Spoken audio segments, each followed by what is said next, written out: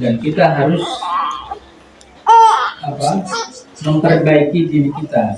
Kita harus memperbaiki diri kita, memperbaiki akhlak kita, memperbaiki ibadah kita, dan memperbaiki sikap kita. Sikap kita kepada manusia, sikap kita kepada makhluk, sikap kita kepada tumbuh-tumbuhan, bahkan sikap kita kepada Sang Khalik harus kita perbaiki. Karena Allah Subhanahu wa Ta'ala itu suka yang indah, suka yang bersih, suka yang orang yang menjaga kebaikan. Itu dalam hadis Rasulullah SAW, innallaha jamil yuhibbul jamal wa naziful yuhibbul nazafah. Sesungguhnya Allah itu indah dan menyukai tentang keindahan, dan Allah itu menyukai kebersihan, dan orang-orang yang bersih itu adalah orang-orang yang akan mendapatkan kebaikan dari Allah Subhanahu wa Ta'ala. Jadi Allah itu suka yang indah-indah, gitu kan. Jadi bukan berarti yang glamor, ya bukan. Tapi Allah suka yang indah. Kalau kita ke masjid, ya jangan compang-camping, gitu.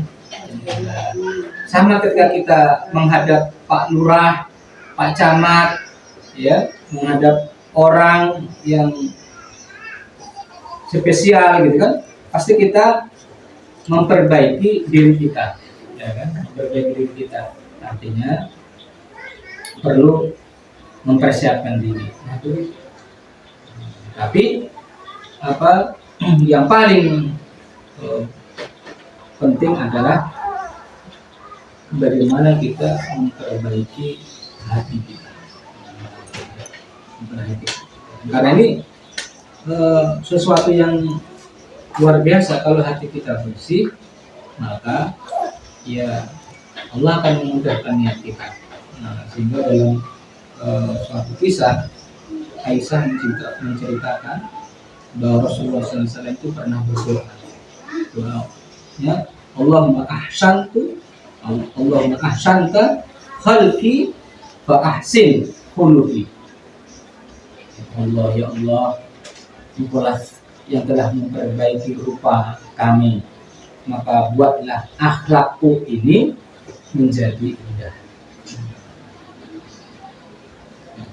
Jadi ternyata gitu kan, orang itu dilihat indah bukan karena fisiknya, tetapi dilihat indah karena jadi ini penting. Seseorang itu bukan dilihat kecantikannya, bukan dilihat rupa yang elok, tetapi dilihat dari akhlak.